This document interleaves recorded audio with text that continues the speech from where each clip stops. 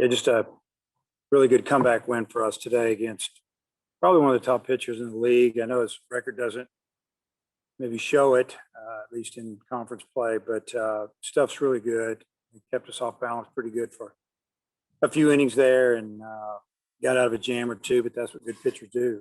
That's why they get to start. But credit to our team, hung in there. We kind of had a plan and they stuck to it. Finally got some big hits. And then obviously, that's what we were trying to do with our pitching. We were hoping we could get it done with three pitchers and it worked. Hey, I think I've heard either you or Matt Hobbs talk about when is the right time to bring in a closer, and it's when a game you feel like is on the line. Can you just kind of take us through the decision to bring Kevin in as early as you did, and what did you think of his performance today? Yeah, we were hoping to get him at least to maybe the sixth inning. I think we had to bring him in the fifth with 2 outs. But we just felt like that hitter left on, right on left wasn't a good matchup. So we got Kevin and, he's a closer, but he's also just a finisher. I mean, he could start if we needed him to. He's a little different than a lot of guys. We kind of knew that he had some pitches left out, in him. We didn't have to throw him yesterday, that we could probably get 60 or 70 out of him today. And he had pretty good stuff. They guessed early on him and got a couple of hits, and he left a couple of pitches up and they got on him. But for the most part, he did a tremendous job. So I don't know what else to say about him. He just is a competitor. He wanted the ball. 4 1/3, 50-some pitches. Just did a really nice job. A lot of times this year he's looked better in his first outing than his second on the weekend, but it felt like he looked better today than he did the other night. Did you see anything different in that regard this week?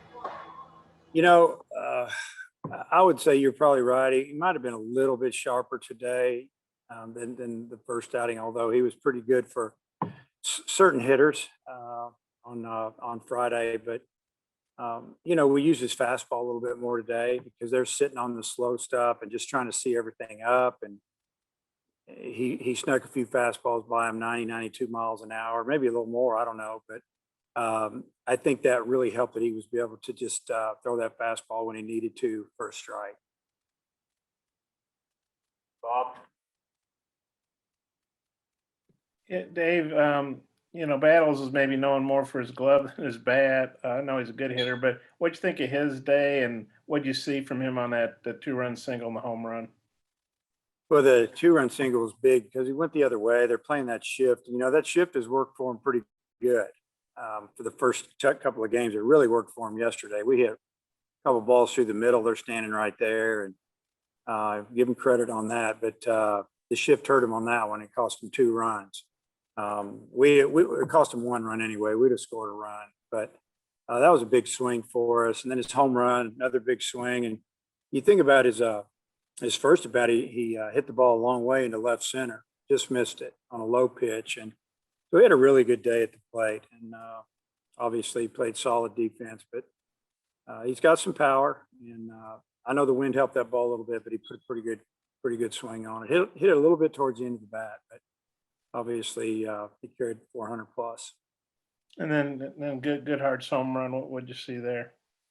I saw a ball hit a long way, and he took a couple of borderline pitches, and it was a 2-0 count, and he got rewarded. He got that fastball he was hunting, and he didn't miss it.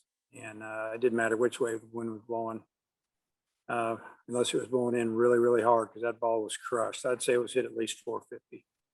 And you guys, I think you're 5-0 now in these rubber games on SEC weekends when it's 1-1 going into game 3. And yet there's another come from behind win when you're trailing by 3+ runs. What would you say on those 2 counts? Yeah, I mean, and they're coming back. We've done it a lot. And we could feel it in the dugout that we were starting to get better swings, on Webb there, and that we felt like we were going to get him. And even though we only scored 2 in the 5th, we felt like that it was just a matter of time, and Battles hit the homer in the 6th. But, it felt like when we tied it, we were going to win the game. I think we felt like when we were down 1 run, we were going to win the game, honestly.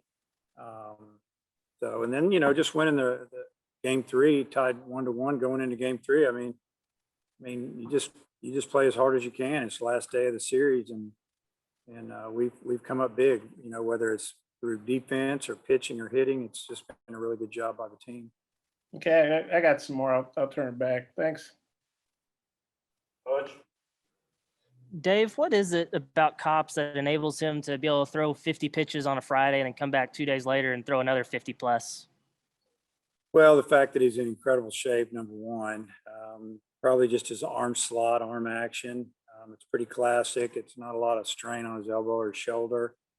You know, like we've mentioned many a time, I mean, he's a workout aholic, basically. I mean, he gets after it. And, you know, it'd be nice if we only had throwing 30 today, but the way it worked out, once he got hot and loose, it's probably all the same. And I think it's just in his mindset. He wants to. He's not worried about it. And y'all hadn't hit a home run the last 3 games, I think it is. And with a lineup like yours, was it just kind of one of those feelings where it was just a matter of time that y'all would get one? I think so. And, you know, we just missed a couple others today.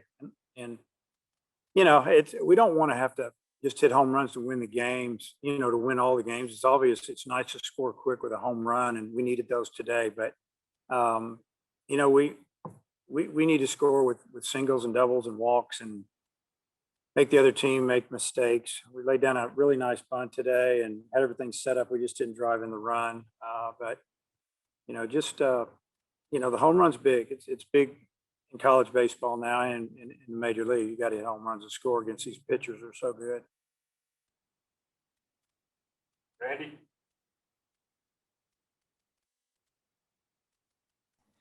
Dave, you shook up the batting order today. What was the thinking behind that? Just trying to get to the top of the order where we didn't have left, you know, against that left-hander, just break it up with the right-hander there. And so I just pushed Wallace up. Took from Moore, Franklin, and Wallace, just pushed them all up one, and just thought Matt, maybe he'd get him something where he could drive in a couple runs there. You know, maybe in that spot. He did drive in a run. He drove in himself, but he had a good day. He was seeing the ball really well. And, but that was the thinking on it, that I knew that they were going to ride Webb as long as they could, just because of the 2 lefties they threw yesterday that probably weren't coming back. And that's kind of what the deal was. And did you feel the energy change in your team once Cops came in the game? They look like a different team after Kevin came in the game. I think after Kevin got that first out there to get us through the 5th and then into the 6th, you know, or into the bottom of the 5th, and we were still just down 3 because it could have gone to 5 real quick. Yeah, there was probably a little bit different feeling, like, you know, we probably got a couple innings here where they're not going to score. We got to catch up. And, you know, we promptly scored a couple runs that inning and came close to scoring the 3rd or 4th. But yeah, I'd say so a little bit. 8. Yeah, Dave, as far as Arkansas State coming up, and do you go ahead and start Wiggins in that one, give him a shot then? Yeah, I mean, I'm not going to tell you 100%, but I think we're leaning that way. And, you know, I haven't talked to Coach Hobbs about it. Probably talk to him tonight and first thing in the morning, but we're leaning that way. And obviously just get him out there and let him start the game, see how it goes. And, but yeah, I'm going to say I'm about 90% sure that's what we're going to do. You know anything about them as far as Arkansas State as a team? I watched them play last week. I've looked at their numbers. I mean, they're scoring runs. I saw them score 8 runs in 1 inning against Ole Miss last Tuesday. I saw them hit 6 doubles and 4 homers against Ole Miss last Tuesday. Ole Miss got them. It was a high scoring game. I don't know if they scored 10, 12, 14 runs, but they looked physical to me, and they've got some older kids, and they've got a left-handed hitter that's hitting he's hitting everything. I think he's hitting 380, 400 right around there. So, you know, it's going to be it'll be a battle on Tuesday. It's tough, especially this time of the year, you know, in between conference games, but you know, it's the first time we've ever played them. I've never played them, and I don't think the universities have ever played each other in baseball. So it'll be, you know, be a kind of interesting event. Thanks. Andrew? Hey, Coach, Opitz, Franklin, and Cops are all guys who are captains for you. Do you think it carries a little more weight when you see guys like that come through with a big performance in a game like this? Um, I don't know. I don't know if I can say that. I think that, their job is obviously as a captain is just to make sure everything's going smoothly and guys are working hard and take care of some issues in the locker room or dugout. If take it a little bit off the coach's plate and then to lead by example, by working hard, and those guys do that. And then obviously when they're having, good games offensively or on the mound, I think it helps a little bit. But, the role of a captain is just to lead, whether it's verbally or through your actions. And I think they all do a good job of that. Add that to you.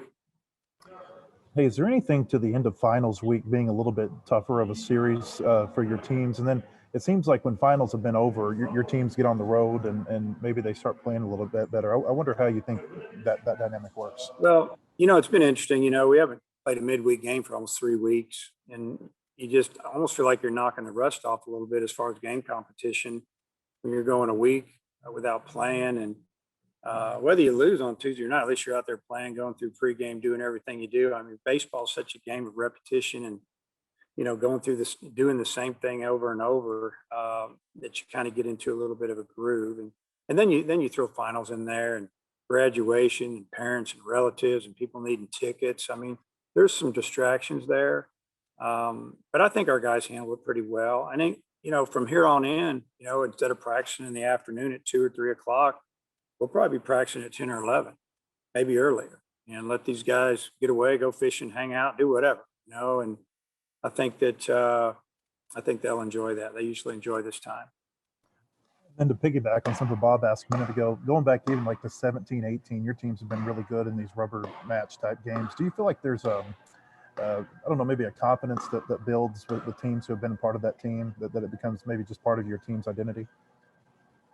Well, you have to be confident and you have to think you're going to win, and you can't come out to the park thinking, like today, if we would have had the mindset as, oh, we're not sure who we're throwing and they're throwing their number one pitcher, we can't beat them and we might as well not even show up. I mean, we started talking about that last night. We're talking about it this morning, and, that they didn't know what they were in for. That's kind of the message that we were sending to the players from the coaches. We're trying to let them know that we feel like we're going to win.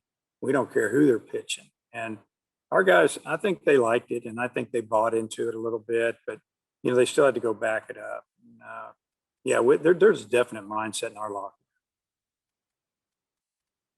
Bob, anything else? Yeah, couple of issue things. Dave, I guess Tommy Refko, or their coach Raffo, he's a Mississippi State guy. Do you know him very well?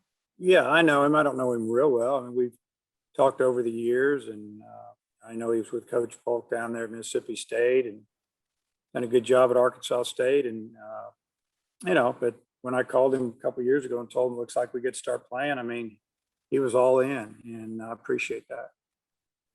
And that Ole Miss game was 15-12 last week. Hopefully that doesn't happen again. But they beat OU earlier. They beat Ole Miss. They beat them once out of 3, I think. And we know midweek games can get crazy because neither team's throwing their top guys. But this is going to be. I know you've gotten used to playing these in-state teams, but this first time against Arkansas State, kind of historical, I would think. Yeah, a little bit. Yeah. I mean, on one hand, it's a midweek game. On the other hand, it's the first time Arkansas ever played Arkansas State. So that makes it a pretty big deal. I'm sure it's a real big deal to them, I would think. Just how do you guys approach that?